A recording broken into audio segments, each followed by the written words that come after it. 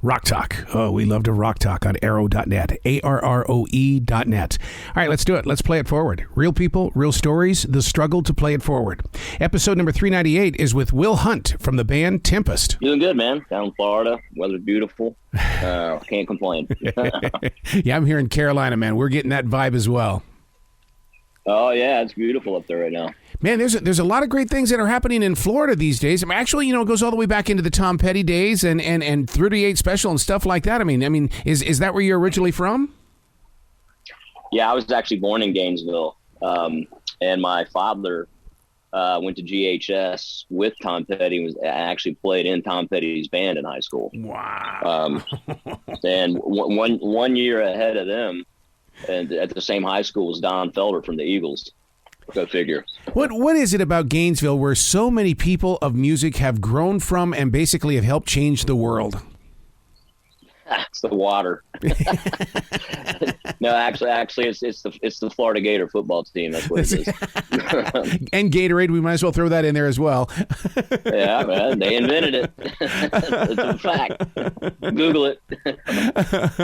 So, putting together this music project, one of the things that I've really been wanting to tap into these days is so many songs have been put together by way of just sending you different vibes or different tracks and stuff like that. What is that experience like when you do the songs like that before you go into mastering it? Well, this was just done purely out of boredom and being locked down and wanting to still make music somehow, and feel some type of a connection to people. It really was all it was. And it, kind of went into it with no seriousness whatsoever, no preconceived notions or vibes other than just, making some music and having that, connectivity with, fellow musicians. And, but when we did go to master it, we got the mixes back and we went to master it. We were kind of like, wait a second, this is really good. It's so good. We should probably give ourselves a name and start talking about, doing some original music. So that's kind of where it's at now. Did you crave people? And the reason why I bring that up is because we all know what happened in March of 2020, but by September of 2020, because of the stuff that I do in the public, I had to go get a job. And the only job I could get to be with people was at a grocery store. How did you kind of soothe that pain in your soul? Because you're in front of people too, dude. Yeah, man. It's, wow, so you did groceries, son. That's an interesting one. Yeah, I guess that would put you back with some people hanging out. That's kind of back idea. Well, it's kind of weird because in the radio industry, we only imagine people are listening. But when you're out there at the grocery store, holy crap, it's really them.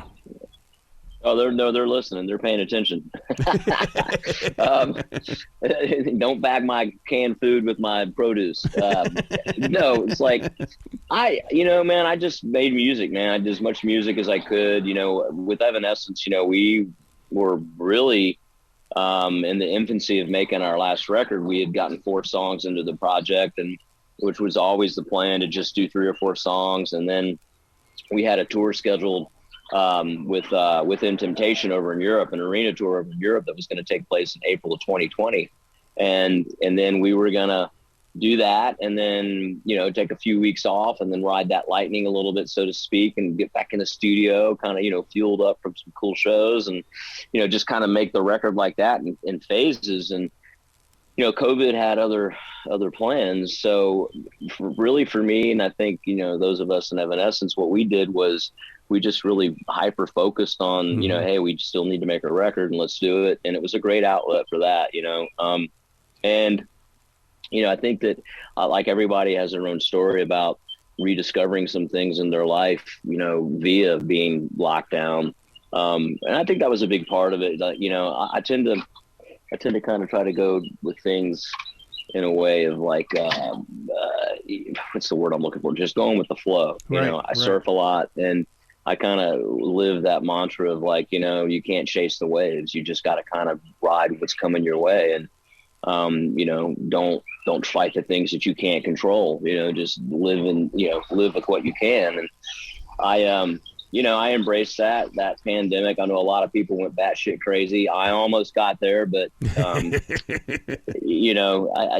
just, for me, it was just, getting in touch with, writing again, and just, who I was and what my goals were moving forward, stuff like that, geeky stuff.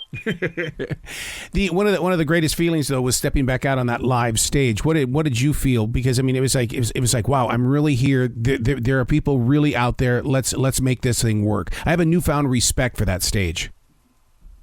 Absolutely, man. Like that's a sacred place. And I think that sometimes people forget that, and that, it's a blessing to be up there and be able to do that, particularly for a living. I mean, it's a blessing to do it even for fun if there's people that are paying attention to you, but it's, truly a blessing and, a sacred thing that you're able to do it. And, the powers that be have trusted you with that, for me, the first time back out actually wasn't with Evanescence. It was with Slaughter.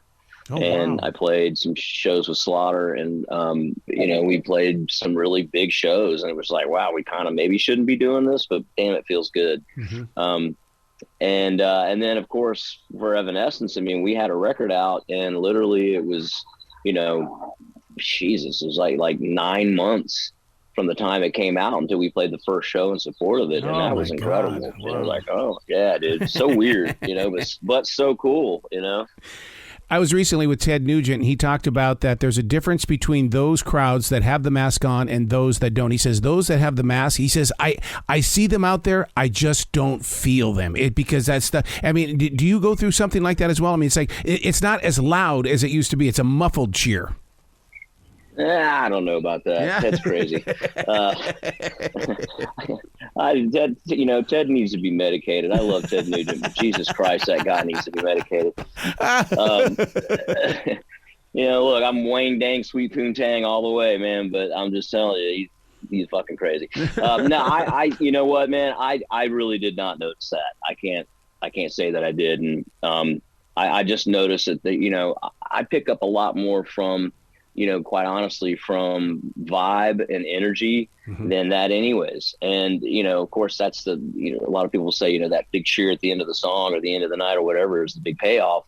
I look at it really differently. I look at it like it's a ride, it's just like, it's that shared time together with these people. And you feel that energy, man. You really do feel that energy. And I've just felt incredible energy personally. Speaking of that energy, one of the things that I've done on iHeartRadio is that I created a channel called Creativity is the Addiction, because I was deeply moved by the loss of Chris Cornell, because I do believe there is post-production blues after the performance. And a lot of the people that follow us, they don't understand that, man, I go into a hole sometimes and I can't get out. Mm-hmm. And I just, do you go through that same nightmare? Man, it's really interesting that you say that. And also what's interesting is that, my father is the same guy that, went to high school with Tom Petty and played with him. My father's a psychiatrist. Mm-hmm. And we've had this conversation, man. And you are correct. There is, it's like anything else, I think, that can be addictive. And when it's gone, there's a void, and you don't know what to fill that void with. Yeah.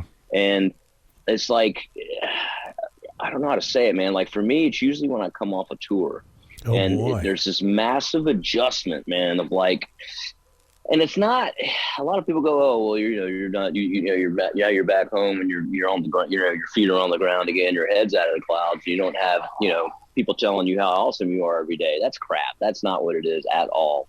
What it is that we as professional musicians and people that just do it because we love it, we miss that interaction. Mm-hmm. Back to what I was saying before, that energy, that feeling that you get when you're playing something that you help create and you see people moving and reacting, and that's what it is. And it's that. And it's also like, really all I've done professionally my entire adult life has been a musician. And when you come off a tour, it's like, okay, great. Yeah, I got 2 months down to spend some time with the family, all that stuff. And that is awesome. I love being with my family. At the same time, I miss the regimen of being on tour and, the grind that it is. And sure, after 16 months of that, with very little time off, it gets to be like, okay, I really need some time off. But by and large, man, I think that it creates this hole that you got to try to fill. And certain people figure out healthy and productive ways to fill those holes, and certain people don't. And it's a very hard hole to fill. This new collection of music, I mean, you do something on here that I know that a lot of fans worldwide are going to jump into, and they're gonna crave it wherever you guys play in the years ahead, and that is the salute to Joey from Slipknot. Yeah, man. Yeah, like, you know, I had some time to spend with Joey when I first joined Evanescence, and he was playing with Korn, and we wound up doing the Family Values tour together. And I had hung out, you know, earlier in that time period. We did festival shows in Europe, and we were on some of the same festivals of Korn when Joey first started playing with them. And I met him a couple times then, and, you know, just a really quiet, kind of reclusive guy, but very nice, very friendly. And then, you know, over the years, you know, then we did Family Values, and, you know, he sort of did his thing, and I hung out with him some, but, you know, again, just a different cat, you know. And then through the years, man, playing in other bands, like, you know, when I was playing with Static X, you know, fast forward, you know, 3 or 4 years, he was playing with Rob Zombie for a little bit. Yeah. Ran into him again, and he was kind of like a different guy. And you could just, and then, you know, down the road again, ran into him. He was back with Slipknot, and, you know, there were just some issues that happened that we witnessed. And I just, man, I was like, God, man, that guy, he is going through it. And I think he kind of, I don't know, I'm speculating, but I think he just sort of alienated himself in a way where, you know, he couldn't get help that he needed. And it's just sad. I mean, and those guys in that band are great people, and I know that they wanted the best for him. You know, again, I'm speculating, but I think it probably, you know, and I've been in bands where this happens, it gets to a point where you're like, man, one guy cannot sink the ship. Right. You can't allow that to happen out of the respect for the fans, the music, everything that you guys helped create. And I think it got to that point, you know, I really do. And it's just incredibly sad. And again, you know, I'd like to say, I hope that people learn some valuable lessons from that. Some will, some won't, but, you know, it's just unfortunate what happened, because he was just such a cool, unique, awesome drummer, great songwriter, you know, whole package, man. Somebody that I admired a lot. One of the things that I think that rock radio is missing these days is the open door that seems to be happening with musicians. I have never seen this much collaboration in my entire frickin' life. I mean, it's just amazing how everybody is sharing their gifts, because the 70s, 80s, things like that, you didn't see that. It was always like, well, I'm on this label, I can only do this with this band because I'm signed to do this. But look at what's happening to music today. Everybody is sharing. Yeah. You know, I think it's important that's a really good point, because if you look at hip hop over the last 15, 20 years, that's how they run everything. It's always collaborations, you know, it's always people's egos aren't getting bruised. You know, it's just like, hey, it's kind of getting back to why you got into music in the first place, is that interaction, you know, that collaboration that you have. And I think it's cool, you know, when bands are, you know, hey, you want to make your band, it's your baby, you want it to be as strong as it can be. But it gets to a point, it's like, you know what? Why aren't we collaborating? Clearly the public wants that, you know, why aren't we doing more of it? And, you know, I think that also within rock music too, I think that it's a little different animal than hip hop, you know, it's like you're dealing with whole bands, rather than, you know, just one individual artist and then they collaborate kind of a thing. But I think it's great, man. And I think that two things happened. I think that the pandemic helped fuel that. Because again, you know, a lot of people sitting home just like what we were doing, you know, when we did the Tempest thing, and then also technology, you know, technology makes it a lot easier to do that. Yeah, you got to be charged up because of the technology. Because I mean, we're doing things today inside our home studios that we could have never done with a 2-track, 4-track, 8-track, 16-track. We could have never done it. Oh man, it's freaking nuts, dude. It's so crazy. And you know, look, I think in some senses, it's really cool that we're doing that. You know, because what it's done is that, you know, the price of entry, so to speak, has gone down exponentially. And so pretty much anybody that's got a, you know, decent set of ears can, you know, record and mix something in their bedroom that sounds really good. You know, Billie Eilish certainly rings a bell, and her brother. You know, it's nuts. But you know, I was talking to Nick Raskulinix, the guy that produced the last Evanescence record, about this. And the thing is, there is definitely something missing in some of these things, and that is that it's a lot different when you get into a recording studio with a producer and you sit down and you tear your songs apart and you build them back up and you do all this stuff. And you've got a guy that's his whole life, his whole career, all he's done is learn how to make things sound badass and learn how to, like, you know, pull the best performances and the best songwriting out of the artists that they're working with. And that, unfortunately, is a dying art form. You know, I think that there are definitely some good artists that are coming out and doing it all on their own. But I think as a whole, I think that we're missing some things. I'm thinking that some of these bands that have come out and done these great records on their own, I'm thinking, whoa, what if it's that good, right? But what if they had gotten in with this guy who's just a genius with this kind of music? How good would it have been then? You know, I mean, it could have gone the other way. It could have ruined it. But the flip is, he might have made it better. I'm so glad that you brought that up, because in my notes here it says, how do you keep the creative perfectionist at bay? When you're doing it all by yourself, man, that perfectionist won't sleep at night. Sometimes, I mean, for me, I'm all about performance, man. Like, I'll do something, there'll be mess ups all over the place, and I'm like, yeah, that's it. Let's keep it. The energy is on fire. Sounds good. Let's roll. You know, whereas, you know, a producer guy is going to pick that apart and go, okay, we can capture that energy, but let's really tune this in a little better, you know, and let's start by tuning the guitars, you know, something like that. You know, it's the little things. But, yeah, I mean, I don't know, man. I'm really in the moment. Pretty much every producer I've ever worked with has said the same thing about me, and that is that I'm an in the moment kind of guy. Wow. And that is that I just feed off of that energy in that moment.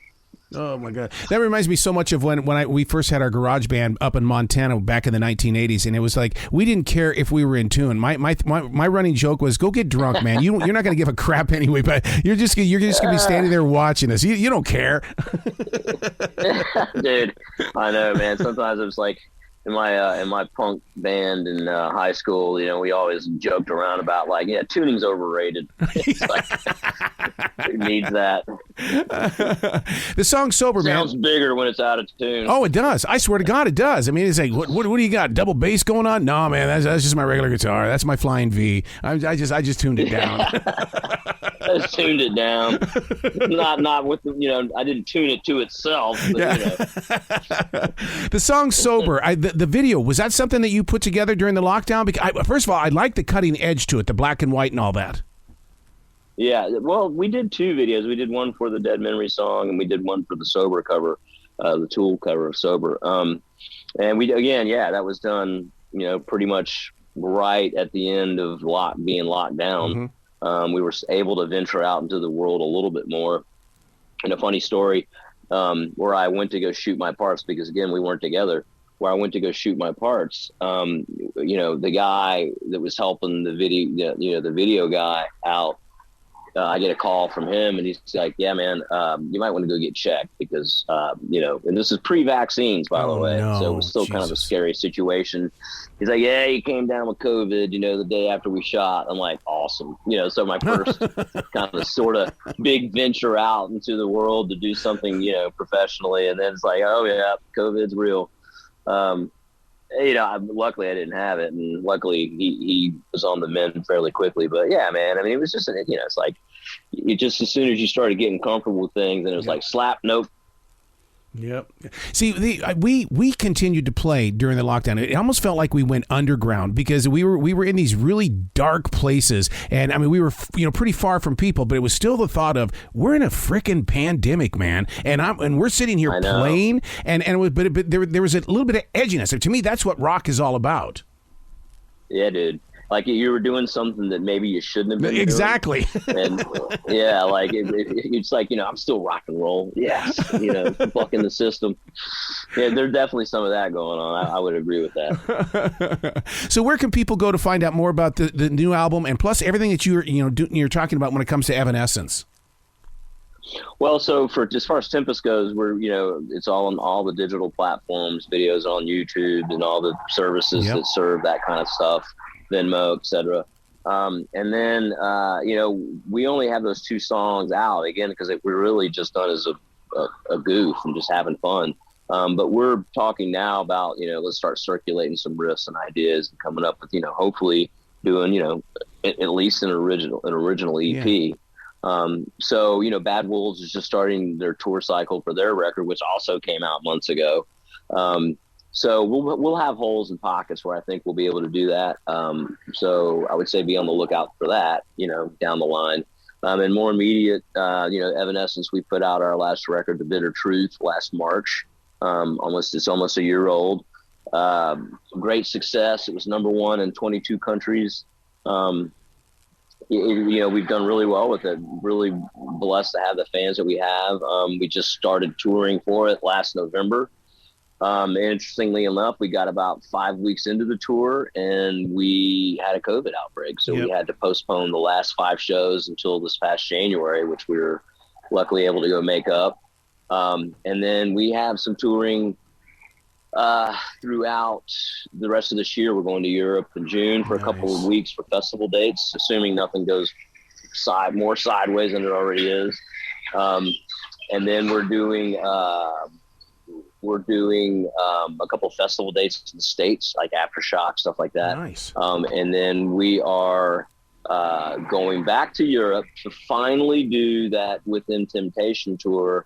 I believe that's starting in November of this year, which is now the 5th postponement of that tour. Oh, God. So 5 times a charm, right? So, I mean, dude, we're looking forward to it. We've been chomping at the bit to do that because it's a sold-out arena tour in Europe. Like, we're playing these incredible places like the O2 Arena in London and stuff like that. Yeah, man, it's just like that's the Madison Square Garden of Europe, and we're going to go do that. We've been waiting to get there.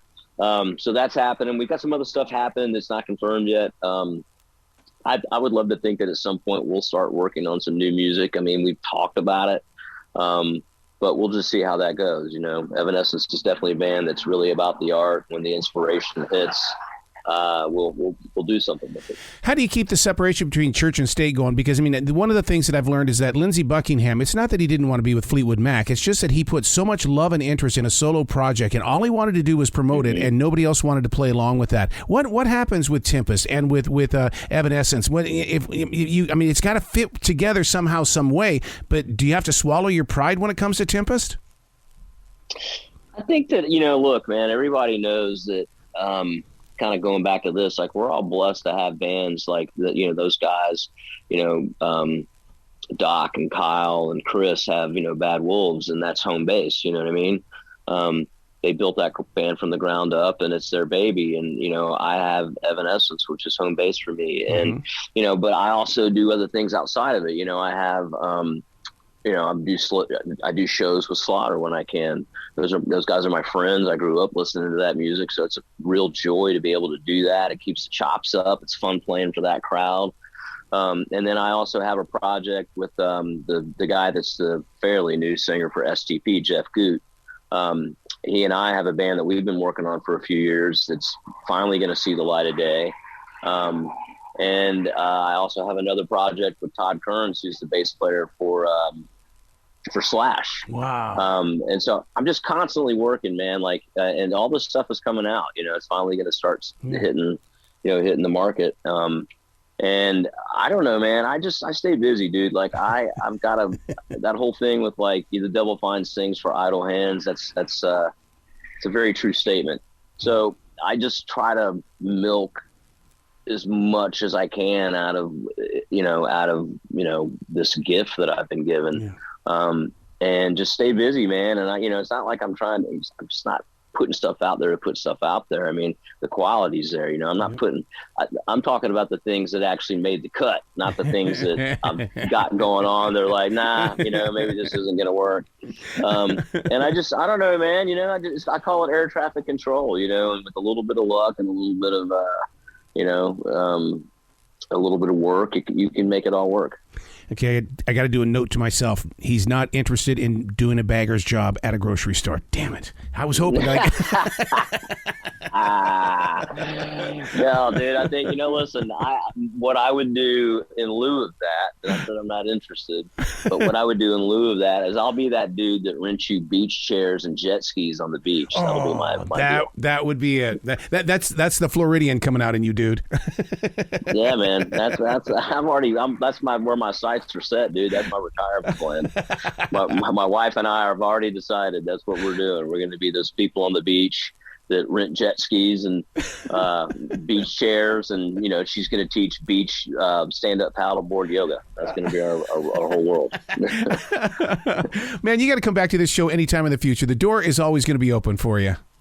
Dude, thanks for having me, man. You bet. I appreciate it. You be brilliant today, okay, sir? You be awesome. You're already awesome. Thank you. All right, bro. Take care.